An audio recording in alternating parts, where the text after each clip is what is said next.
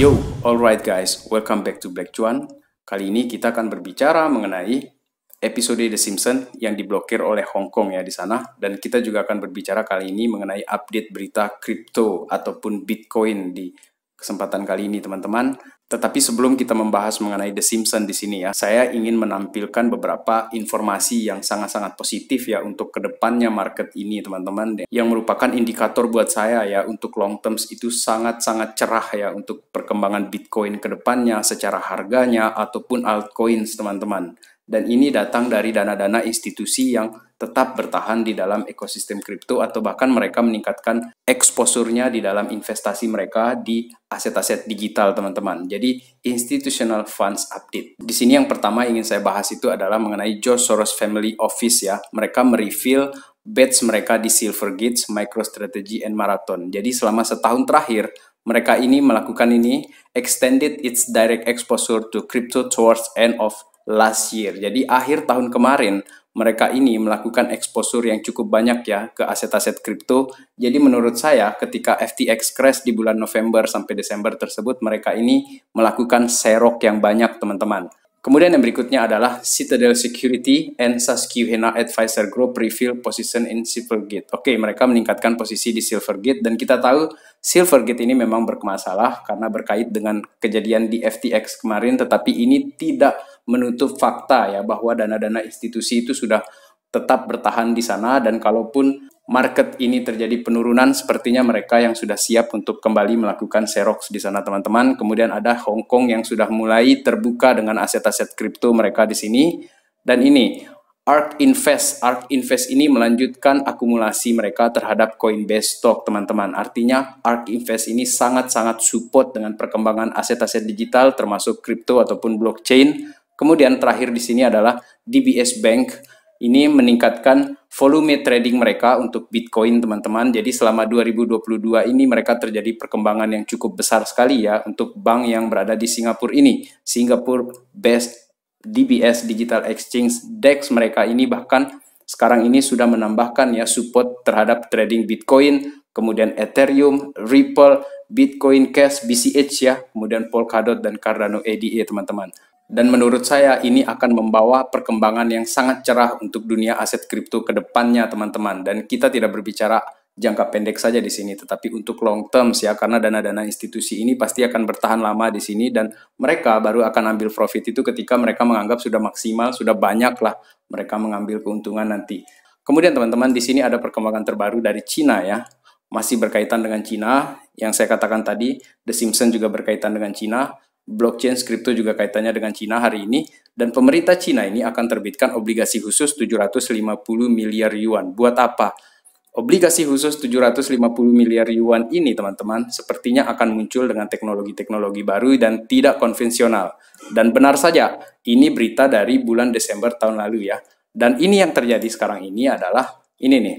Hong Kong become the first government to raise ya. Jadi mereka menjadi negara pertama yang meningkatkan dana mereka sebesar 1,2 juta dolar itu dengan tokenized green bond offering, dengan menawarkan obligasi ya tokenized. Dan green bond offering ini teman-teman ya, tokenized green bond offering ini ternyata disupport oleh bank besar di dunia teman-teman. Salah satunya adalah Bank of China, Goldman Sachs, HSBC, and Credit Agricole. Dan teknologi ini, teknologi yang dipakai ya di dalam tokenized green bonds ini teman-teman, itu merupakan teknologi yang dikembangkan oleh Goldman Sachs teman-teman. Jadi Goldman Sachs ini yang di sehari sebelumnya saya membahas bahwa kripto ini tidak ada slowing down, mereka ini sudah melihat potensi perkembangan kripto ke depannya. Itu kenapa saya katakan potensi ini semakin cerah ke depannya teman-teman.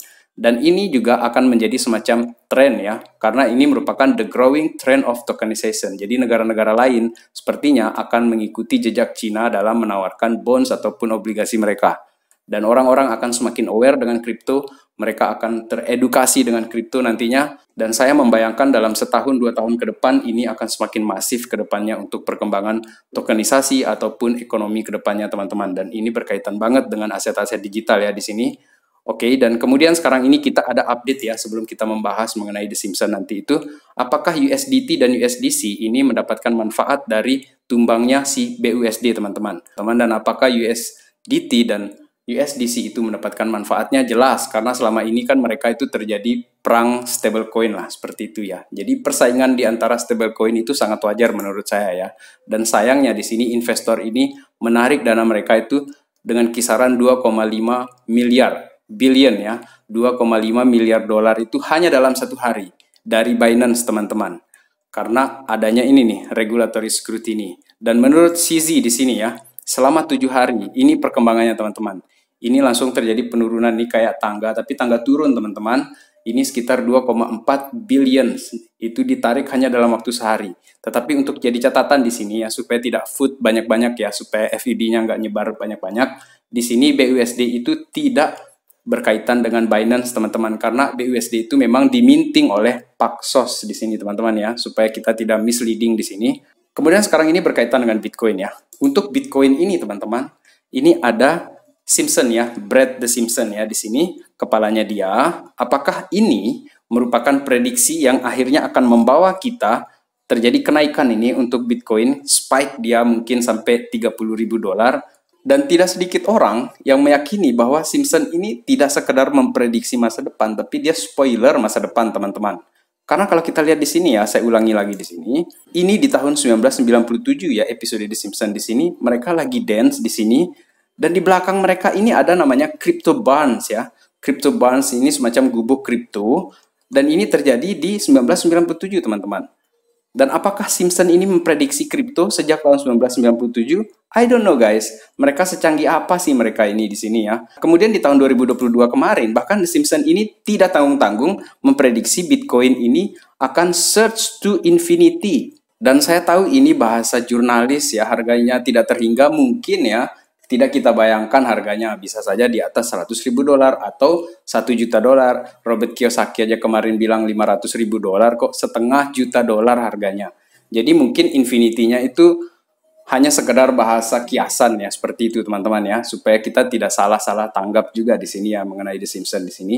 Dan untuk harga Bitcoin ya, dikala dia turun teman-teman, ada salah satu yang menjelaskan seperti ini nih. Buy, buy, buy. Jadi waktu the dip itu buy, kalau waktu naik itu jual. Itu dikatakan oleh Simpson. Dan di sini teman-teman, episode yang saya katakan dari tadi itu kenapa dia diblokir itu ya, Disney ini menghapus ya episode yang ada mereference ya kejadian forced labor atau kerja paksa yang terjadi di Hong Kong teman-teman. Jadi mereka ini sangat sensitif ya dengan informasi ataupun media-media barat ya yang menampilkan kejadian-kejadian di Cina, terutama hal-hal yang memojokkan mereka ya.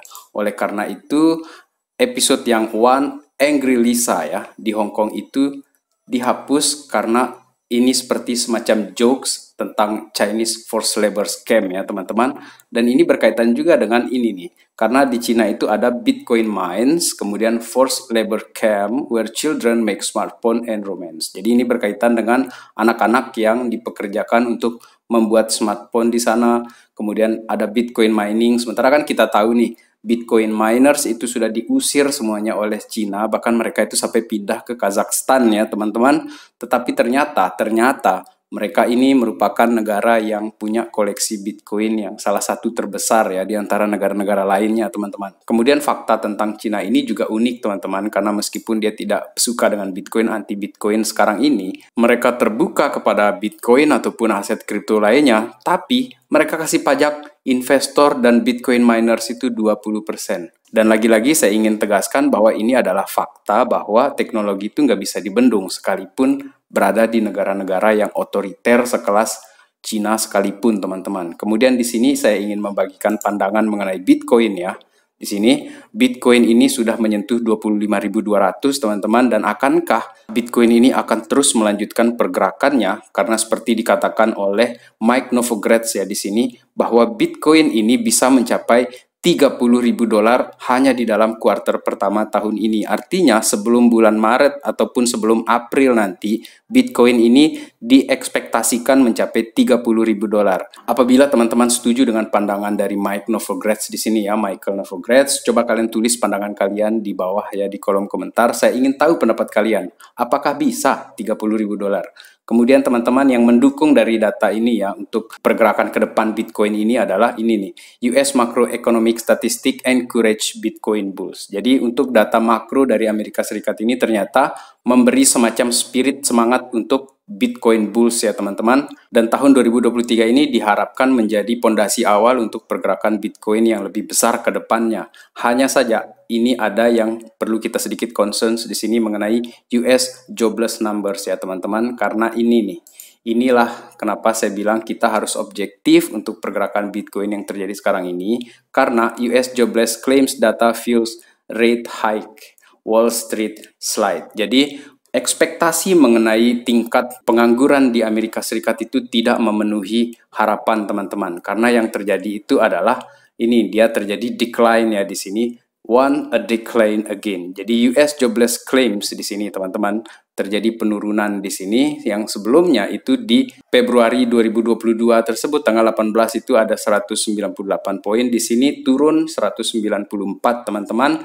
Oleh karena itu banyak analis percaya bahwa untuk pembacaan data di FOMC meeting ya, data ekonomi di FOMC meeting yang akan datang itu Jerome Powell itu kemungkinan ya akan menaikkan lagi suku bunga karena 0,25 itu ternyata justru tidak cukup untuk membantu penurunan inflasi yang terjadi di Amerika ataupun data-data ekonomi yang diharapkan oleh pemerintah di Amerika Serikat teman-teman. Oleh karena itu mereka bilang bahwa 50 basis poin kenaikan itu sepertinya akan terjadi nanti di FOMC meeting yang akan datang teman-teman. Dan jika itu terjadi, ada kemungkinan besar kita akan melihat koreksi terjadi lagi di Bitcoin teman-teman. Dan kesimpulan saya kali ini teman-teman bahwa memang 2023 ini merupakan pondasi ya, pondasi untuk bull runs yang akan datang menurut saya teman-teman. Ekspektasi kita memang tidak terlalu tinggi di tahun 2023 ini. Menurut saya cukuplah kalau seandainya Bitcoin ini bisa nyentuh 30.000 bahkan 50.000 setelah itu ada terjadi koreksi lagi. Karena barulah di 2024 ketika halving itu terjadi kita baru bisa